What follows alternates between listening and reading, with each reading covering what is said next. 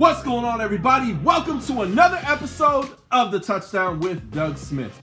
Now, in this episode, if you love the Detroit Lions, you definitely don't want to miss this.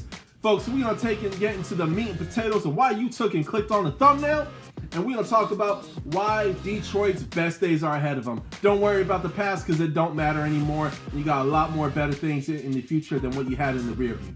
Stay tuned because you don't want to miss this. Time to tune in, now another sports center, it's a movement. Now listen, if you done clicked in this video because you're a huge fan of Dan Campbell, you ain't really a fan of the Detroit Lions, stay tuned because it's a video really everybody can relate to. Now I want to take and talk about the Detroit Lions and how their best days are really ahead of them, okay? Let's look at the past real briefly. Megatron, Matthew Stafford, Barry Sanders, Herman Moore, Ndamukong Suh, stomping on Aaron Rodgers' leg. And then you have a few other great moments as well, too. When you're a fan of teams like the Detroit Lions, Miami Dolphins, San Diego Chargers, LA Chargers, the Cleveland Browns, you really have to dig deep because even in losing seasons, there's always special moments. There's always special moments. Unless you're a bandwagon fan, then you miss out on all that stuff. But there's always little things that, as a fan, it keeps you alive. You know, it keeps you going and stuff. The Detroit Lions, man, the last two drafts, obviously last year when Matt Patricia, he's no longer on the team anymore, but they had a pretty good draft. They got Okudah from Ohio State. They got, probably the best running back in the draft last year. In this year's draft, possibly the best O-lineman in the entire draft class, Penei Sewell. And on top of that, you have a quarterback who used to play for the Rams who kind of fell off in recent years, but was looking to revitalize his career. Probably change the scenery is really going to be the best for Jared Goff. But then there's a guy who I want to talk about. A guy who probably his personality is probably better than his coaching. Not that he's a bad coach, but a guy who is all heart and he embodies. You hear about people going to Hawaii and they have the aloha spirit. Well, Dan Campbell embodies the Detroit spirit, the spirit of the city, the rock city of Detroit. We're going to kick you in the teeth, all right? And when you punch us back, we're going to smile at you. And when you knock us down, we're going to get up. And on the way up, we're going to bite a kneecap off, all right? And we're going to stand up. And then it's going to take 2 more shots to knock us down. All right. And on the way up, we're going to take your other kneecap and we're going to get up. And then it's going to take 3 shots to get us down. And when we do, we're going to take another hunk out of you. Before long, we're going to be the last one standing. Not to mention, this guy takes and brings along guys like Deuce Staley. I mean, that guy is debatable, but some people could say he could probably become a head coach right now. Deuce Staley, Anthony Lynn, who was just a coach last year in this past NFL season for the Los Angeles Chargers. Mark Brunell, I know you guys take and remember him, has loads and loads of experience. We got Ben Johnson, tight end coach, Hank Fraley, We got Tanner Engstrom, Steve Oliver, Deontay Pennell, Antoine Randall L, wide receivers coach. Oh, I love that pickup. Then, of course, you have the assistant wide receivers coach, Seth Ryan. On the defensive side of the ball, you got Aaron Glenn, Don Capers, Mark DeLeone, probably said that wrong, I apologize. Kelvin Shepard, Aubrey Pleasant, Brian Duker, Stephen Thomas, and Todd Walsh. And then, of course, you have a few other guys for special teams, Dave Phipp, Jed Mopkins, and, of course, a few other administrative guys.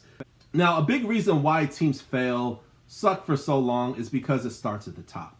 It starts at the top, and people, they hire for a multitude of reasons. They hire because bad judgment. They hire because of favoritism. They hire because they're pride. They hire because people in their corner are not really the best for them, and they're in their ears and tell them to pick bad coaches, or even draft bad draft picks. With Dan Campbell, I don't know if you guys remember a few years ago, he used to be I believe it was the tight ends coach for the Miami Dolphins. Well, there's a coach by the name of Joe Philbin who took and got fired. He got canned super hard.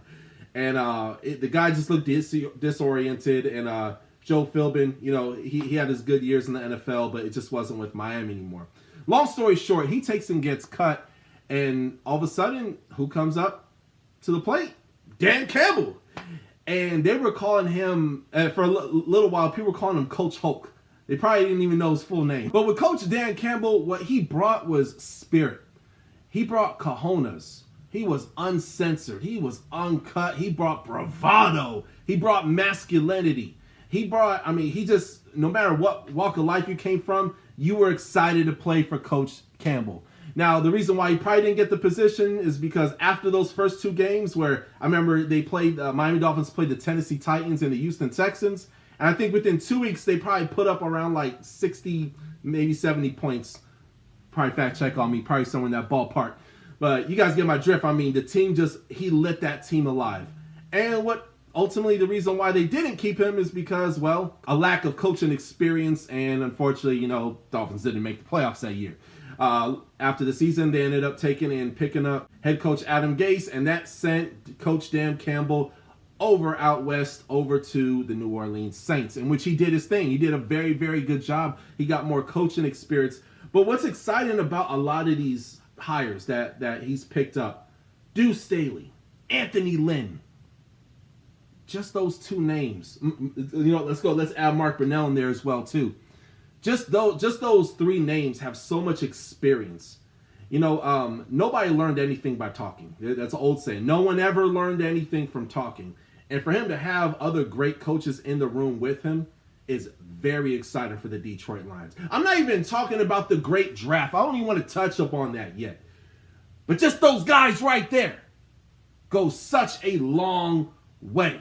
I'm not even going to say it'll necessarily be pretty, but they have one of the most talented rosters in the NFL.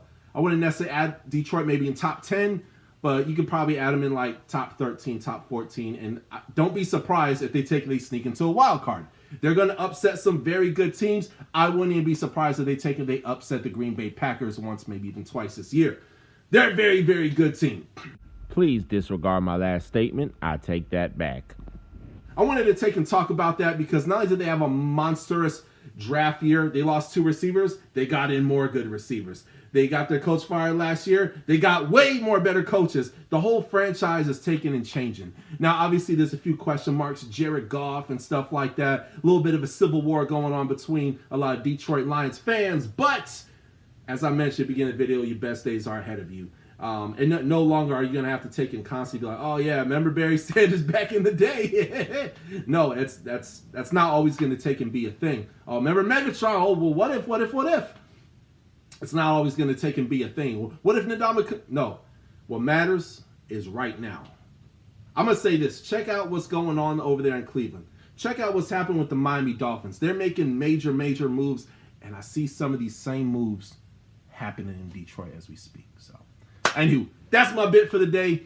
You guys go ahead, stay tuned. I got more Detroit Lions. I cover the whole entire NFL, just so you guys know. I also do NFL interviews. I've had guys like Rondale Moore, Marlon Tuipulotu from the Eagles, Trill Williams. I got other legends as well, too, like Rod Smith, LaVon Kirkland on the show as well, too. So try to get those flowing as much as possible. Make sure you guys go down below and hit the subscribe button. That keeps the channel alive. That keeps me doing what I do. And, hey, you guys have a great night. God bless you.